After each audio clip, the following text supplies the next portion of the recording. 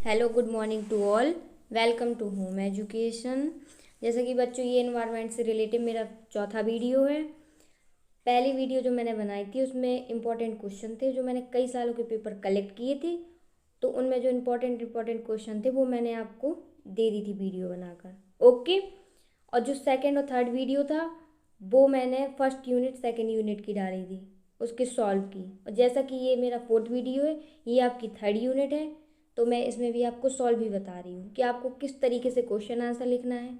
छोटे क्वेश्चन को आप बड़ा कैसे कर सकते हैं, छोटे से छोटे क्वेश्चन आप बड़ा कैसे लिख सकते हैं, ये है मेरा मतलब। जैसा कि आपको पता होगा, आपकी थर्ड यूनिट जो है उसमें 30 क्वेश्चन है। ओके। तो उसमें से इंपॉर्टेंट क्वेश्चन जो जो थे वो तो मैंने दे दिए थे। अब उसके आपको आंसर देखना है और किस तरीके से लिखना है। तो चलिए स्टार्ट करते हैं। ये देखिए, पहला क्वेश्चन है आपका प्राकृतिक संसाधन। ओके। तो प्राकृतिक संसाधन है मतलब प्रकृति से जो प्राप्त होते हैं, हमें आपको इतना याद रखना है। ओके। फिर जो लैंग्वेज हो आप समझ जाइए। ओके। प्राकृतिक संसाधन वे संसाधन होते हैं जो मानव जाति के कार्यों के बिना मौजूद, ये बताया गया कि किस तरीके मानव के लिए मौजूद होते हैं, ये है इसके। दूसरे शब्दों में हम कहते हैं वो प्राकृतिक पदार्थ जो अपने अपेक्षाकृत मूल प्रकृति रूप में मूल्यवान माने जाते हैं। ठीक है। प्राकृतिक पदार्थ जो अपने अपेक्षाकृत मूल रूप में मूल्यवान माने जाते हैं उन्हें प्राकृतिक संसाधन। क्योंकि देखो, जो चीज़ वैसे मिल जाएगी, बनाने से मिल जाएगी, वो तो अपन लोग बना लेंगे जो, लेकिन जो हम लोगों को प्राप्त होती है वो तो अपने लिए मूल्यवान होनी होगी। वही कहने का उनका मतलब है। ठीक है। तो ये हो गई बेटा इसकी डेफिनेशन। ये आप लोग सीधी लैंग्वेज में जो हम प्रकृति से संसाधन प्राप्त होते हैं हम प्राकृतिक संसाधन कहते हैं। आप ऐसा भी लिख सकते हैं लैंग्वेज में, जैसे नहीं याद हो रही है आपको। ओके। अब देखो, आप सेकंड क्या लिखेंगे, मृदा संरक्षण। ये देखो संरक्षण के बारे में। ओके। वनस्पति संरक्षण, जीव जंतु, खनिज संपदा का संरक्षण, जल संरक्षण, वायु संरक्षण। देखो, मैंने जो पिछली वीडियो आपको सेकंड यूनिट का बताया था उसमें मैंने प्रदूषण पढ़ाया था, आपको याद हो, पढ़ाया था प्रदूषण। तो उसमें बताते थे आपके प्रदूषण किस तरीके से होता था, फिर आप उसके नियंत्रण भी लिखते थे। जस्ट आपको सेम वही करना है कि संरक्षण, किसी की सुरक्षा करना। आप मृदा को कैसे सुरक्षित रख सकते हैं आपको भी पता होगा। वनस्पति मतलब पेड़ पौधों को कैसे सुरक्षित रख सकते हैं, जीव जंतुओं को, खनिज को, जल को, वायु को बर्बाद होते हुए कैसे देख सकते हो, बचा कैसे सकते हैं, ये आप नॉर्मल चीज़ें लिख सकते हो। तो आपको पॉइंट ना लिख के आप थोड़ा थोड़ा इसके बारे में हेडिंग लिखते जाइए, तो आपका बस इतने में ही काम होने वाला है। ओके। अगर वो डायरेक्ट ये क्वेश्चन पूछ ले कि प्राकृतिक संसाधन किसे कहते हो, प्राकृतिक संसाधन के संरक्षण, तो आप इस तरीके से लिख देंगे। ओके। अब देखिए, एक क्वेश्चन बेटा यहाँ से आता है कि जो प्राकृतिक संसाधन उनके प्रकार लिखिए। तो आपको बस हेडिंग डालनी है, उसके दो प्रकार होते हैं। कौन कौन से, जैविक, अजैविक। समझ आई आपको। जैव वो होते हैं जो जीवित अवस्था में पाए जाते हैं, मतलब सजीव। और जो अजैविक होते हैं वो निर्जीव अवस्था में पाए जाते हैं। अब आपको सजीव पता है, मनुष्य, जंतु, पक्षी, पौधे, ये सजीव अवस्था में पाए जाते हैं। निर्जीव चट्टान, पत्थर, मिट्टी, टेबल, कुर्सी, ये सब चीज़ें अपनी अजैविक में मतलब निर्जीव वस्तु में पाए जाते हैं। ओके। ओके। तो ये हो गया इसके प्रकार, संरक्षण और परिभाषा। अब देखिए आगे क्या है, ये देखिए, ये बेटा टिप्पणी के रूप में आता है कभी कभार। ठीक है। कि जल संसाधन पर टिप्पणी लिखी, इस तरीके से पूछ ली जाती हैं। टिप्पणी कई कई हैं इसकी, तो मैं बताती जा रही हूँ नंबर बाई नंबर। देखो, जल मालूम होगा आपको। तो जल के वह स्रोत जो मनुष्य के लिए उपयोगी हैं या जिनका उपयोग की संभावना हो। समझ आया आप लोगों को। संभावना तो होती है, उपयोग भी किया जाता है। देखो किस रूप में किया जाता है, कृषि में किया जाता है, औद्योग कारखानों में किया जाता है, घरेलू सभी चीज़ों के लिए उपयोग किया जाता है। पानी, आप ये बताओ पानी किस किस चीज़ के लिए किया जाता है कि नहीं। बस वही लिखना है आपको, जो आप लोग डेली बेसिस यूज में करते हो आप वही लिख दो, वही चलेगा आपका। जैसे एक ही आप लोग ये याद रखना, ज़्यादा कुछ ना हो, तो जल ही जीवन है, आप ये और लिख देना। बस बात खत्म हो गई आपकी। अब देखो, जैसे आप लोग कहेंगे पृथ्वी पर पानी की कुल उपलब्ध मात्रा जो है, उस जहाँ मात्रा होती है उसको हम भंडार को जल भंडार कहते हैं, जहाँ पे इकट्ठा होता है। ओके। तो पृथ्वी के इस जल भंडार का 75% जो भाग होता है वो समुद्र यानी खारे पानी के रूप में पाया जाता है। केवल 25% जो होता है मीठा पानी। अब आप लोग ये मत समझिए कि टोटल 75 पाया जाता है बाकी 25 तो जल क्या है, ये नहीं है। जो पूरी भूमि के अंतराल में जो पाया जाता है, जैसे इतना पाया जाता है जल, जैसे ये हो गया पूरा भूमि, ये हो गया, ये 1% गैस है, तो जो इतने में जल होता है इसमें भी कहते हैं ना इतने में जल है, तो उसी की बात बता रही हूँ मैं। ओके। तो आपको इस तरीके से याद रखना है कि जितना है मतलब जितना भी टोटल पानी है अपने यहाँ पे उसका 75%, और उससे भी बिल्कुल तिहाई भाग पीने के लिए अपन लोगों को यूज़ होता है। याद रखना आप लोग। क्लियर है? चलिए अब देखो, पानी के स्रोत आपको लिखना है कि पानी हमें प्राप्त कहाँ कहाँ से होता है, ये आपको लिखना है। ओके, तो आपको भी मालूम, वर्षा से प्राप्त होता है, तालाब से, नदी से, झरना से, बांध से, कुओं से, जहाँ जहाँ से आपको प्राप्त होता है एग्जैक्टली आप उसकी हेडिंग बनाइए। जैसे वर्षा है, वर्षा के बारे में लिख दीजिए कि हमें इससे प्राप्त होता है, वर्षा होती है तो हम ये करते वो करते। बांध भी आप इस तरीके से लिख सकते हैं। ओके, तो ये हो गए आपकी स्रोत। अब आपको क्या लिखना है, उसके लिखना है आपको उपयोग। ओके, चलिए ओके, फिर आपको लिखना है उपयोग, जल के उपयोग। ठीक है, तो उपयोग किस किस चीज़ में होता है, देखो कृषि में होता है, औद्योगिक में होता है, घरेलू में होता है, मनोरंजन, मछली पालन, और भी आपको जो जो याद आता जाए आप लिखते जाओ। मैंने आपको पहले ही कहा था जो एग्जैक्ट है आप लोगों को याद आता जाए आप कमेंट में लिखते जाइए, जिससे कि अन्य बच्चे भी पढ़ सकें। ओके, जो आपको दिमाग में आ जाए कि हाँ इस चीज़ में भी बहुत अच्छे से उपयोग होता है। फिर आपको उसकी हेडिंग बना बना के लिखनी है। बस आप इतना याद रखिए, कोई भी आप लिखें बस उसकी हेडिंग बनाते जाइए। मैं एग्जैक्ट बताती चलो, आपको हेडिंग बनाने में कोई दिक्कत नहीं होगी। ओके, चलिए अब देखिए, जल तो हो गया, अब बचा आपका वन। तो वन एक मूल्यवान संसाधन है। ओके, जो भोजन, आश्रय, वन जीवन आदि के लिए हमारे उपयोग है। हमें ये चीज़ें भोजन प्रदान करता है, आवास, ईंधन, क्या क्या चीज़ नहीं वो हमें प्रदान करता। तो आपको ये लिख देना है, पढ़ी सुनी हुई चीज़ें हैं, कोई इसमें वो बड़ी बात तो है नहीं कि कोई समझाने वाली है। ओके, चलिए देखते हैं नेक्स्ट क्या है। ओके, ये है आपका, इसके आगे उपयोग आपके वन के। तो क्या है, देखो उत्पादक कार्य है, इससे लकड़ी हमें प्राप्त होती है। और देखो लघु उत्पाद मतलब गोंद, लाख, ये चीज़ें नहीं हम लोग को प्राप्त होती हैं। तो आपको लघु उत्पाद में लिख देनी, तो गोंद वोंद भी आप डायरेक्ट लिख सकते हैं, कोई ज़रूरी नहीं है। ओके, फिर है आपको क्या प्राप्त होता है इसके उपयोग से, जनजाति लोगों के लिए भोजन प्राप्त होता है।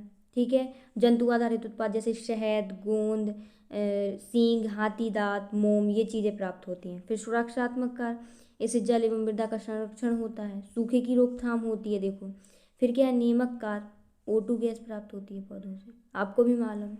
तो ये चीज़ें आपको याद रखनी है। अब देखो, अब आता है आपका भूमि संसाधन। ओके, तो आपको पहले भूमि संसाधन की क्या करनी है, परिभाषा। तो भूमि उपयोग पहले आप बताना कि किस चीज़ में। ठीक है, पहले तो आप ये देख लो, भूमि जो उपयोग होता है पृथ्वी के किसी क्षेत्र में मनुष्य द्वारा उपयोग को सूचित करता है। कौन उपयोग करता है भूमि को, वैसे मनुष्य, पशु पक्षी सभी लोग करते हैं। अब देखो, तो भूमि एक सीमित संसाधन है जिस पर शहरीकरण, बुनियादी सुविधाओं, भोजन में वृद्धि, ईंधन उत्पादन, ये सभी चीज़ें क्या होती हैं, रहती हैं। तो लेकिन अब जो जनसंख्या वृद्धि कारण दुनिया भर में निवास स्थान, इस चीज़ की मांग बढ़ रही है, क्योंकि जनसंख्या वृद्धि इसलिए इसकी मांग बढ़ रही।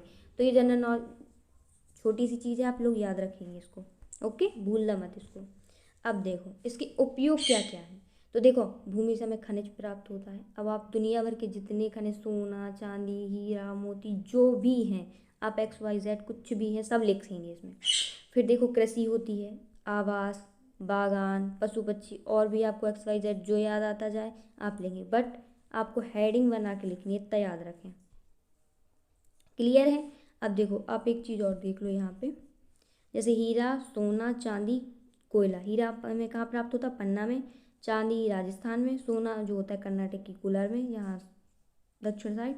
और जो कोयला होता है वो छत्तीसगढ़ साइड। ओके, तो आप लोग ये जब उसकी खनिज लिखें तो आप ये लिख दें उसमें।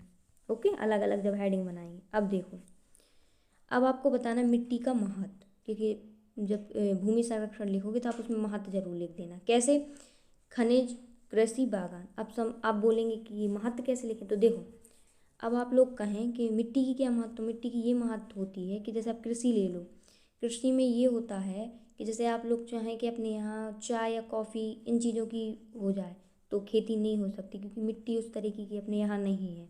बागान देख लो आप, मेवे वगैरह होते, मसाले, फल फ्रूट सभी नहीं होते अपने यहाँ, सेब वगैरह नहीं होते ना, तो ये मिट्टी का महत्व है। जिस तरीके की मिट्टी होगी वैसी ही खेती, वैसी ही खनिज, ये सब चीज़ें अपन लोगों को प्राप्त होंगी। ओके, चलिए चलिए नेक्स्ट देखते हैं क्या है आपका। अब चौथा है आपका खाद्य संसाधन। ओके, चलिए तो खाद्य संसाधन है यह एक ऐसी विधि है और तकनीक का समूह है जो कच्ची सामग्री को तैयार करने या आधे तैयार उत्पादों में बदल देता है, उसे हम खाद्य संसाधन कहते हैं। ओके, तो ये जो खाद्य संसाधन होता है ये स्रोत होता है जो दो प्रकार के प्राप्त होते हैं हमें। कैसे? एक तो वनस्पतियों द्वारा प्राप्त होता है, एक जंतुओं द्वारा। जो हम लोग खाते हैं उनको खाद्य संसाधन कहते हैं। कहाँ से? मतलब जो खाने की चीज़ें होती हैं वो साधन कौन कौन से, वो ये पूछ रहा है आपसे। तो देखो, एक अनाज हो गया, दालें, मसाले, फल, सब्जियां इत्यादि। जंतुओं द्वारा क्या आपको प्राप्त होता है? दूध, मांस, अंडे, मछली। क्या नहीं प्राप्त होता आपसे जंतुओं से? ओके, जो खाते हैं आप लोग वो लिखना है आपको, याद रखिए।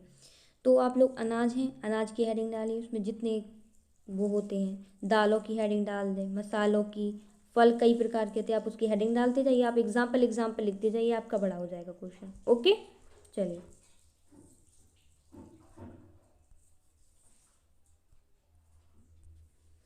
अब आपको इसके स्रोत हो गए। अब आया कौन सा क्वेश्चन? ऊर्जा संसाधन। ओके, तो जीवन के संचार के लिए ऊर्जा की आवश्यकता होती है, बात सही है। इसी कारण से ऊर्जा को जीवन संचार का जीवन जो ऊर्जा होती है जीवन का संचार कहा जाता है, इसी कारण से। जैसे कोयला, पेट्रोलियम, सौर ऊर्जा, आणविक ऊर्जा, प्राकृतिक गैस हैं, इनमें प्रमुख है। क्लियर हो गया आपका? चलिए अब देखिए, ये स्रोत आपको प्राप्त कहाँ कहाँ से होते हैं। जैसे कि सौर ऊर्जा, सूर्य से प्राप्त होता है, प्राथमिक स्रोत है उसका। सूर्य के आपके और क्या क्या लाभ है? सभी को रोशनाई मिलती है, कृषि को सुखाने में, जो भी आप XYZ सुबह से लेकर शाम तक दिनचर्या होती है आप लिख देंगे। क्लियर है? फिर देखो पवन ऊर्जा, पवन चक्की देखी आपने, पवन चक्की के बारे में जो भी आप लिख सकते हैं लिख दीजिए इसमें। अब है जैव ईंधन, कृषि अवशेष, लकड़ी, कोयला, सूखे गोबर, ये इसके एग्जाम्पल हैं। आपको XYZ सबकी एक हेडिंग बनाइए, जैसे लकड़ी है, कोयला है, सूखे गोबर, इनकी आप अलग अलग हेडिंग बना दीजिए। क्लियर है? चलिए अब देखिए, इसी के जस्ट आगे आपको और लिखना है एक पानी भूतापी ऊर्जा। तो पानी में आप बिजली की लिखेंगे। ओके, और उसका एग्जाम्पल है भूतापी ऊर्जा में आपको क्या करना है? भूतापीय जो ऊर्जा होती है पृथ्वी से उत्पन्न गर्मी होती है और इसको ऊर्जा के रूप में संचित करके मानवीय कामों में लाई जाती है, जिसे हम भूतापीय ऊर्जा कहते हैं। या इसकी परिभाषा आपको इतना बार याद रखना है इसमें कि एक पृथ्वी से उत्पन्न गर्मी है, ओके, जिसको हम संचित रखते हैं। देखो, ये इसकी जो टिप्पणी है टू टाइप में आती थी वो मैंने आपको क्लियर करवा दी। अब देखो, एक क्वेश्चन आता है बाढ़ के कारण, हानियाँ, नियंत्रण उपाय, ये सब आता है। इसका क्वेश्चन आता है, इसमें ये टिप्पणी थोड़ी कम आती है। ठीक है, तो आपको किस तरीके से लिखना है? तो बाढ़, देखो बाढ़ मतलब अधिक वर्षा के कारण, जो ये प्राकृतिक आपदा है, ठीक है, और अधिक वर्षा के कारण होती है जिससे कि जनधन की हानि होती है। बस आपको इतना याद रखना है इसमें। क्लियर है? जनधन की हानि होती है और प्राकृतिक आपदा है। अब देखो इसके कारण क्या क्या है।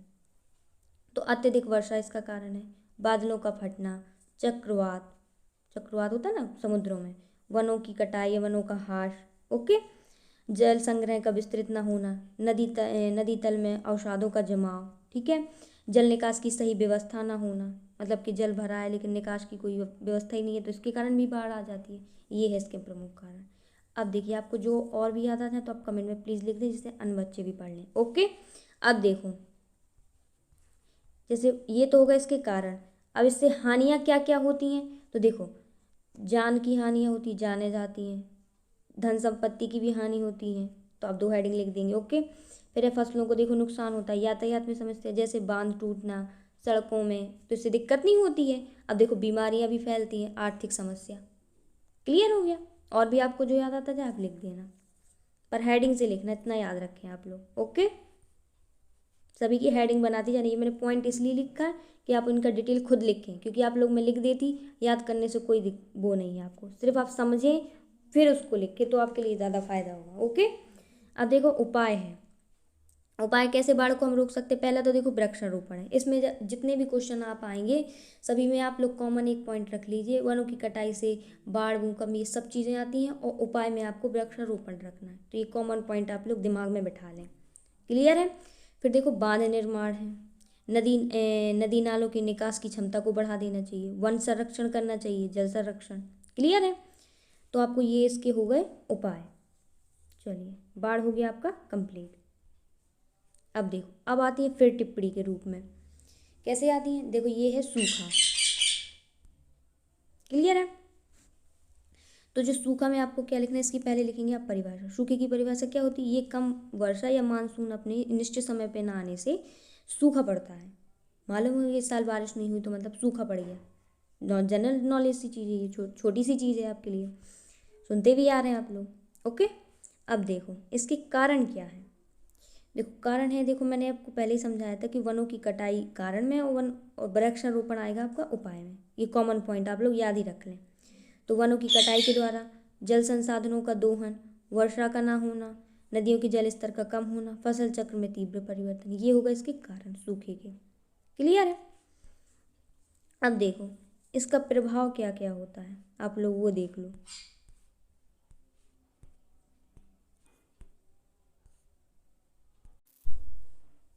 ओके, तो अब आपका क्या आने वाला, ये कारण हुए, अब आपको देखना है प्रभाव। तो देखो वनों का ह्रास, स्वास्थ्य में कुपोषण, महंगाई होगी। जब देखो सूखा पड़ेगा तो महंगाई तो होनी होनी है, क्रय शक्ति में कमी आएगी, कार्य की क्षमता कम होगी। क्लियर है आपको इस चीज़ में, कोई दिक्कत तो नहीं है। अब चलो ओके, तो आपकी ये सूखा की मैंने कारण बता दिए आपको और प्रभाव बता दिए। क्लियर है।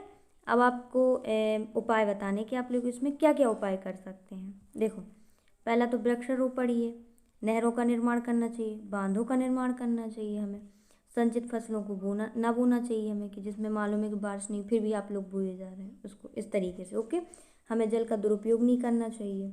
ओके, वर्षा के पानी को संचित करने की व्यवस्था होनी चाहिए कि एक साल अगर बारिश अच्छी हो तो हम लोग संचित कर लें, अगली साल ना हो तो हम उसी को उपयोग कर लें।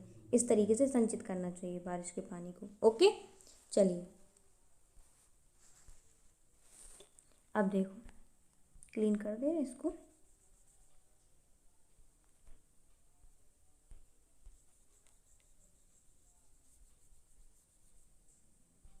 ओके, ये हो गए आपके सूखा। ओके, अब आएगा आपका वन विनाश। तो वन विनाश में आपको क्या करना है, इसकी सबसे पहले आप लोग लिखेंगे परिभाषा।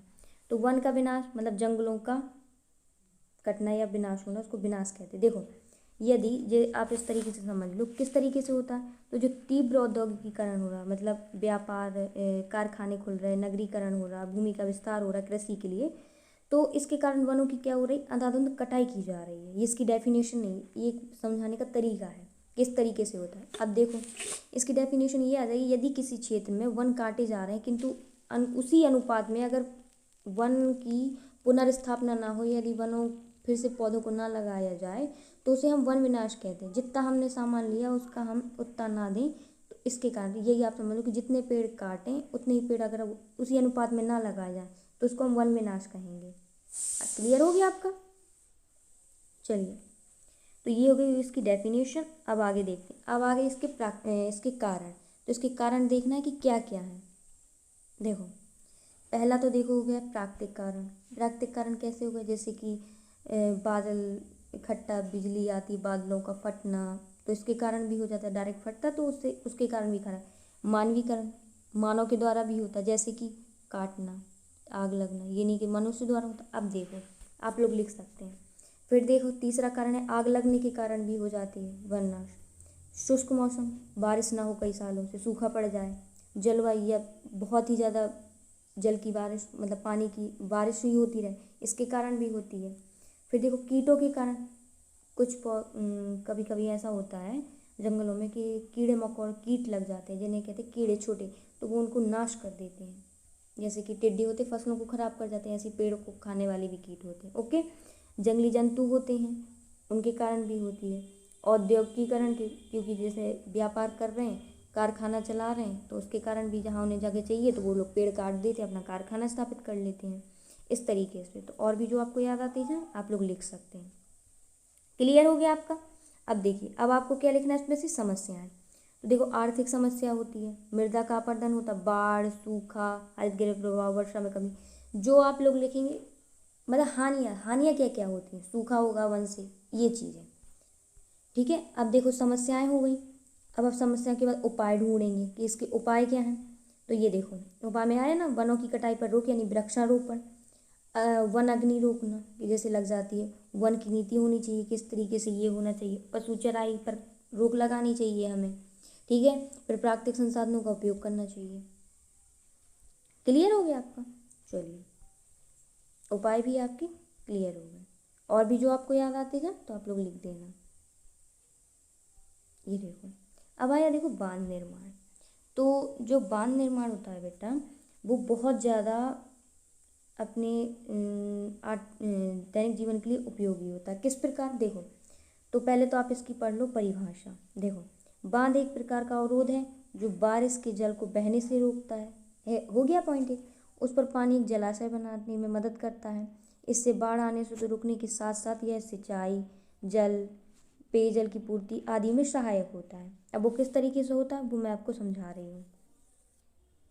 देखो, जैसे जब कभी सूखा पड़ता है तो हम लोग क्या होते हैं, जो बांधों से जुड़ी हुई नहरें नहीं होती तो उसमें पानी छोड़ दिया जाता है डैम का, तो जिससे कि आसपास के जो गांव होते हैं उससे सिंचाई हो जाती है, पानी पीने योग्य हो जाता है नहरों। मतलब बांध एक क्या होता है, संचित जलाशय होता है, उसमें जल ही जल संचित किया हुआ रहता है।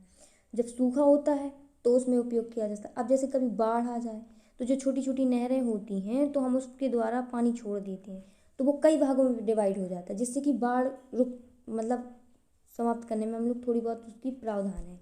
तो बांध बनाना बहुत ज़्यादा ज़रूरी होता है, ये है इनका कहने का मतलब। क्लियर हो गया। अब देखो, बांध बनाने से हमें लाभ क्या क्या होते हैं पहले आप वो देख लो। तो देखो, मैंने वही समझाया आपको, सिंचाई किस तरीके से, नहरों के द्वारा। क्लियर हो गया आपका। फिर देखिए बाढ़ नियंत्रण, दोनों चीज़ मैंने आपको समझाई। मछली पालन देखो उससे होता है। नौ परिवहन, नावें चलती हैं बांध में। ओके, मनोरंजन भी होता है, डैम वगैरह आप लोग घूमने जाते हो, ये मनोरंजन के रूप में हो जाएगा। औद्योगिक कारखानों में भी उपयोग होता है उसका, विद्युत उत्पादन। क्लियर हो गया। अब आपको इसकी बतानी है हानियाँ। ये तो होगा इसके उपयोग मतलब लाभ। अब इसकी हानियाँ हैं कैसे, पुनर्वासन। देखो, डैम का जो मतलब बांध का आकार होता है बहुत ज़्यादा बड़ा, तो जो आसपास के गांव होते हैं तो उससे प्रभाव हो जाते हैं, उन्हें खाली करने पड़ते हैं। वन होते तो वनों को काटना पड़ता, तो इसमें क्या होता है, पर्यावरण को भी होता है हानि, वन को भी होता है, जन धन की भी हानि होती है। अब देखो, बांध बनेगा तो अधिक पैसे खर्च होंगे। जीवन संकट का मतलब ये है, कभी कभार जैसे बांध टूट जाए तो उससे गाँव के गाँव बह जाते, तो इसमें जीवन संकट हो गया। पारिस्थितिक तंत्र पर भी प्रभाव पड़ता है। जो लाभ होंगे उसी का आप जस्ट उल्टा कर देना तो आपकी हानियाँ बन जाएंगी। क्लियर है। चलिए, तो ये जो आपकी थर्ड यूनिट थी वो हो चुकी है कंप्लीट। जो मैं नेक्स्ट वीडियो दूंगी आपको, तो आपकी 2 यूनिट और बची हैं। कौन कौन सी, 4th बची हैं और 5 बची हैं, ऑब्जेक्ट बचे हैं। तो मैं आज शाम तक आप लोगों को दे दूंगी। क्लियर। और आप लोगों को जो दिक्कत हो कोई भी टॉपिक में या कोई भी क्वेश्चन में, कि आपको हेडिंग कम लग रही हैं या आपको कोई अच्छी है, तो आप प्लीज़ कमेंट बॉक्स में लिख देना, जिससे कि मैं आपको सॉल्व करा सकूं। और यदि आपको कोई हेडिंग अच्छी मिल रही है किसी क्वेश्चन की तो आप लोग लिख देना कमेंट में, जिससे कि अन्य बच्चे पढ़ सकें। ओके बेटा, थैंक यू।